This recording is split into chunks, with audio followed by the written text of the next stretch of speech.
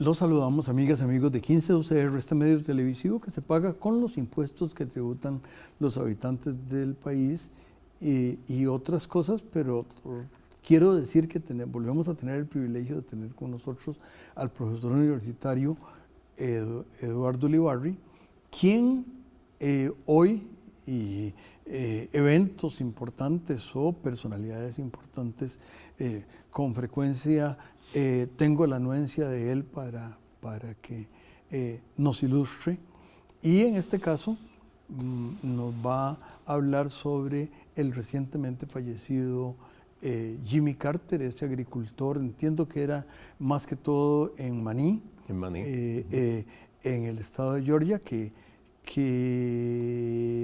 hizo, estaba en submarinos nucleares en el estado de Nueva York, y cuando muere su padre, entonces se viene a encargar de las actividades familiares y se quedó ahí. Pero, don Eduardo, por favor. Vea, a mí me parece particularmente importante hablar de una persona como Jimmy Carter hoy, porque implica un enorme contraste con el nuevo presidente de Estados Unidos. Y bueno, los contrastes creo que se van a manifestar cuando comencemos a explorar un poco el legado, la dinámica, las características de Jimmy Carter. Primero hay que empezar por lo obvio, es un simple dato, pero muy significativo. Murió a los 100 años, el 29 de diciembre pasado, después de haber enviudado poco antes, un año y unos meses antes de Rosalind Carter, su esposa, por nada menos que 77 años. Entonces, bueno, era un monógamo compulsivo. Y además fue una persona que no provenía de una gran familia de grandes negocios, sino de una familia rural, acomodada, pero una familia rural, que su principal formación la recibió, ya usted se hizo un apunte al respecto, en la Marina de Estados Unidos, y que bueno, llegó a la presidencia de Estados Unidos en un momento particularmente, digamos, crítico para ese país y el mundo. Él, bueno, ganó la elección presidencial por un pequeño margen en noviembre de 1976 y asumió la presidencia en enero de 1977. Esa presidencia coincidió con la gran crisis de los precios y de los suministros del petróleo, que fue uno de los factores que atizaron una gran inflación en Estados Unidos. Entonces, por un lado, la escasez y altos precios del petróleo. Todavía hay gente que recuerda en Estados Unidos estar haciendo fila en las gasolineras para llenar el tanque de sus vehículos. El impulso que esto dio a la inflación y además la crisis que se produjo con el régimen fundamentalista de Irán, que comenzaba a mediados de los años 70 y siguió desarrollándose de una manera muy intensa, muy extremista, y que además se produjo la toma de la embajada de Estados Unidos en Teherán, la capital de Irán, y se hicieron una serie de rehenes. Eso generó otra crisis que además tuvo un episodio fracasado, que fue el fallido intento de rescatar a los rehenes mediante unos helicópteros que envió Estados Unidos por órdenes del presidente Carter, pero que tuvieron fallos en el desierto y tuvieron que abortar la misión. Todo esto, más un estilo que podríamos decir muy campechano, hasta cierto punto ingenuo, por lo menos en sus apariencias, pues hizo que Jimmy Carter fuera alguien que como presidente internamente no resultara muy apreciado, incluso hasta cierto punto ridiculizado. Y bueno, y uno de los aspectos o de los hechos que más, digamos, dramáticamente ejemplifican esto, es que en las elecciones de 1980, pues Ronald Reagan, candidato entonces, lo barrió. O sea, Ronald Reagan ganó todos los estados, salvo 7, y obtuvo un 51% del voto popular contra el 41% de Jimmy Carter. Perdón, Sí.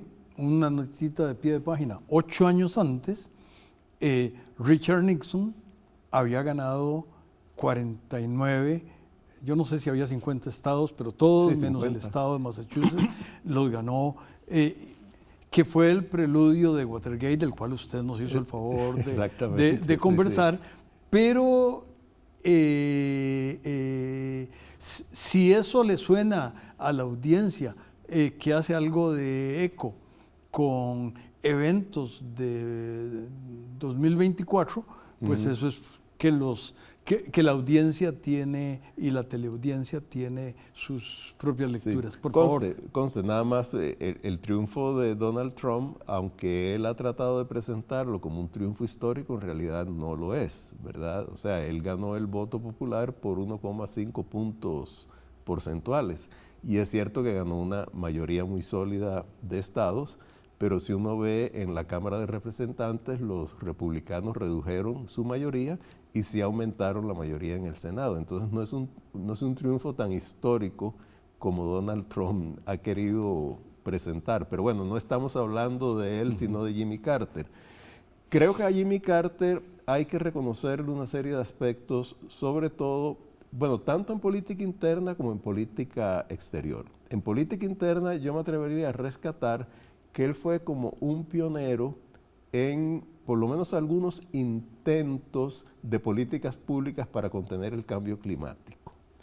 Fue muy, digamos, incluso hubo fotos y todo lo demás de paneles solares en el techo de la Casa Blanca para generar electricidad y calor. Además, ya en el año 79, eso usted lo sabe mejor que yo, él nombró a presidente de la Reserva Federal, a Paul Volcker, que inició un proceso muy intenso para contener la inflación. Sin embargo, este proceso, como es usual en ese tipo de variables, no tuvo resultados inmediatos y una de las razones por las cuales Jimmy Carter perdió fue que cuando se celebraron las elecciones en noviembre del año 80, todavía la inflación en Estados Unidos era muy alta, ¿verdad? Pero bueno, ¿qué aspectos, sobre todo en política exterior, yo rescato? Y por supuesto que puede haber... Perdón, otra introducción pequeñita. Hizo parques naturales en Alaska. Sí, es cierto. Para proteger tanto la idea de los parques naturales como para proteger la tensión de explotación de hidrocarburos.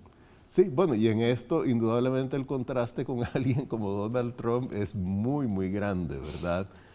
Y también hay un gran contraste en lo que voy a decir, que es un poco su proyección en política exterior.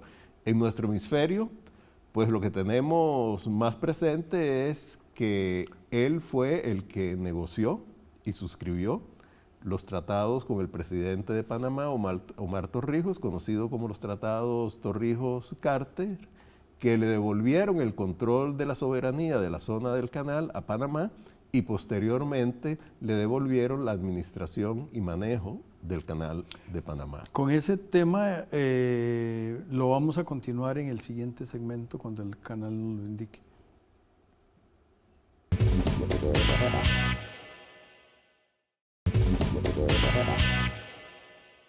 Continuamos, amigas y amigos, recordando a Jimmy Carter y en este caso muy cerca de nosotros porque los tratados no solo participó él, sino que me parece que, y lo voy a decir con todas las palabras, mi admiración de la gestión del gobierno de Panamá, tanto en el canal como en muchas otras cosas, es admirable y a la larga algún país de Centroamérica que tiene frontera con Panamá podría aprender algunas cosas de algún país que por cierto tiene muchos defectos no tiene defectos, pero que bien a bien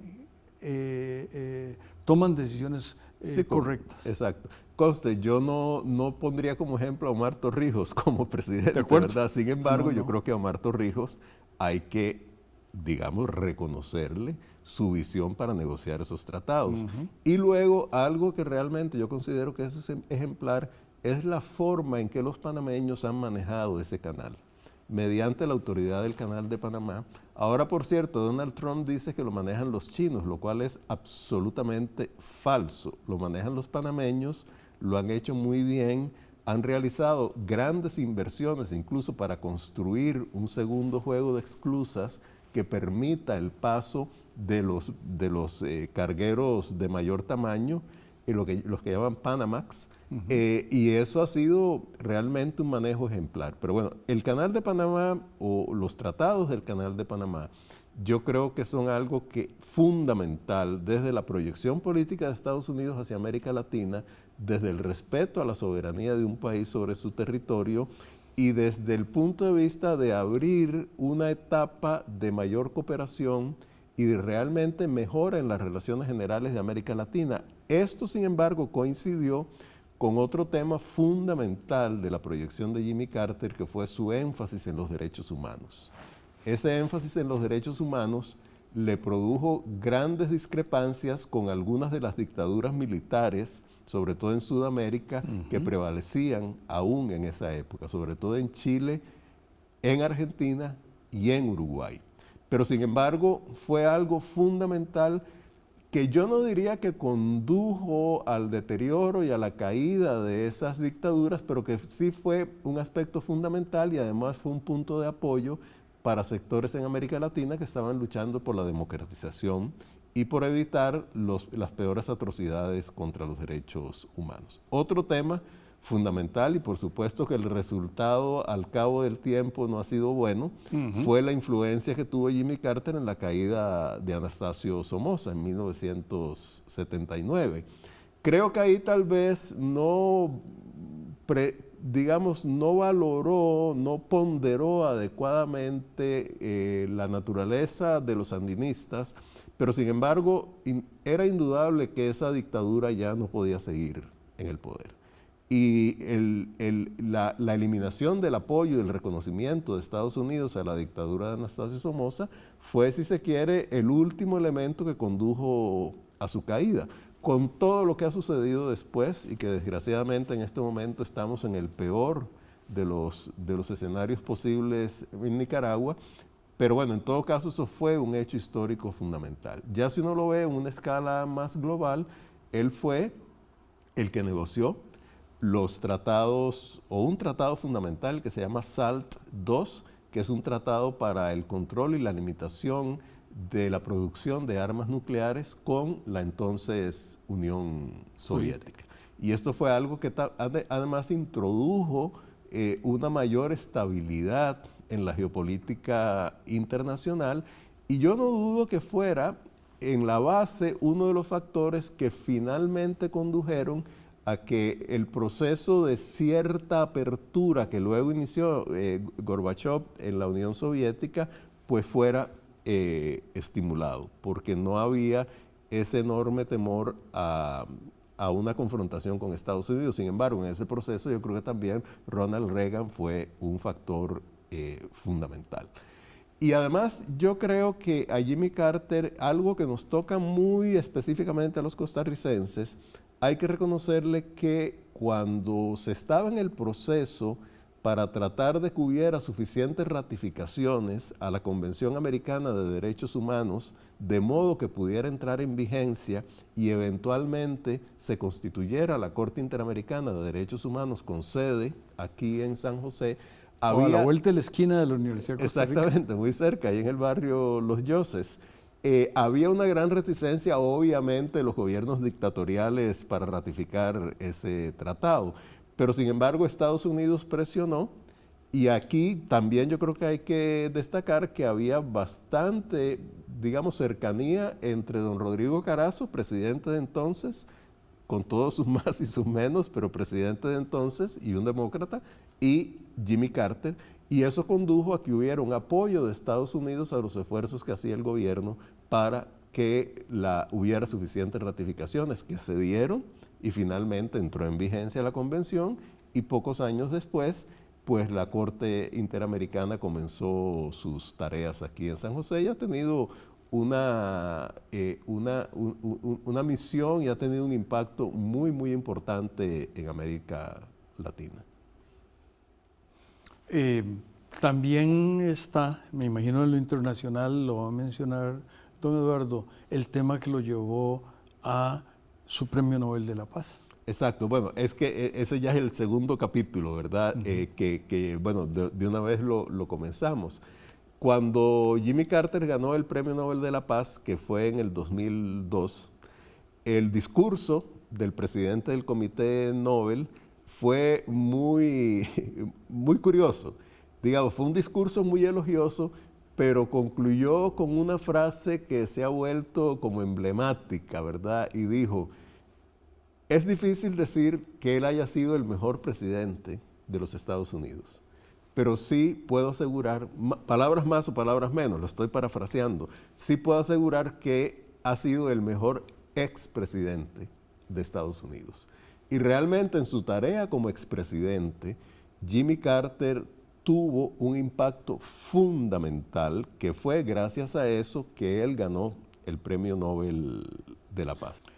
Con esa idea que invitamos a don Eduardo a que la amplíe en el tercero y último segmento, le solicitamos al canal que nos vuelva a invitar.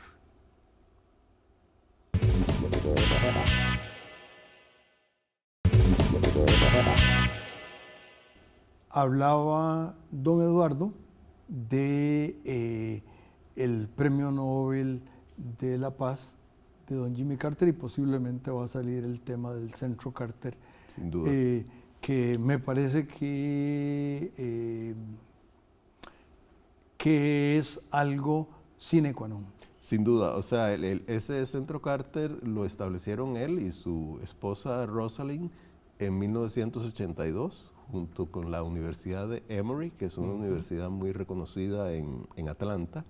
Y es un centro que desde entonces se ha dedicado, y yo diría que con gran éxito, con gran impacto, a impulsar, sobre todo, no ha sido lo único, pero yo diría que su impronta ha sido mayor ahí, a impulsar procesos electorales limpios, competitivos, transparentes alrededor del mundo. Y en América Latina, ese Centro Carter, en conjunto con otras entidades, y ahí yo rescato, por ejemplo, la labor del Instituto Interamericano de Derechos Humanos, que tiene su sede aquí en Costa Rica, y un programa del instituto llamado CAPEL, que era el Centro de Asesoría y Promoción Electoral de América Latina, en conjunto, más otros actores, tuvieron una participación fundamental en procesos electorales que post-dictaduras en varios países. Y si algo todavía se reconoce internacionalmente a la democracia latinoamericana en medio de tantas tribulaciones que vive en la actualidad, es que en términos generales los procesos electorales, los organismos electorales se han mantenido con un alto grado de integridad. Por supuesto que hay excepciones groseras, como es el caso reciente de Venezuela, o bueno, u otras peores como Nicaragua o Cuba, que ni siquiera ya en Cuba hay procesos electorales legítimos.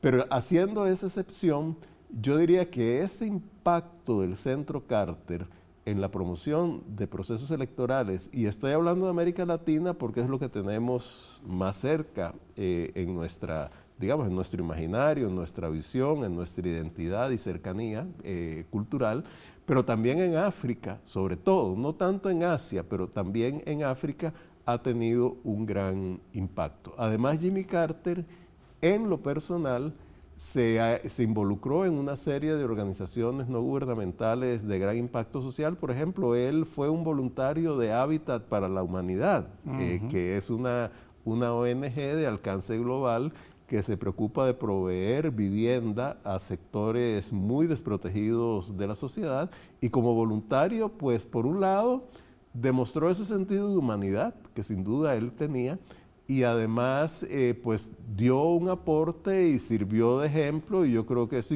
implicó que esta organización tuviera un gran impacto. Y además, pues por cierto, otra nota de pie de página. ¿Hubo algún programa que se llamaba algo así como Un ladrillo por el país o algo así que en Costa Rica tuvo una significancia? Exacto. Que tal vez no estaba relacionado, pero se lo menciono para un techo para mi país. Eso. Sí, bueno, yo puedo estar equivocado, pero estoy casi seguro que esa es como la versión local de Hábitat para la Humanidad, que aquí sigue siendo muy activa, ¿verdad?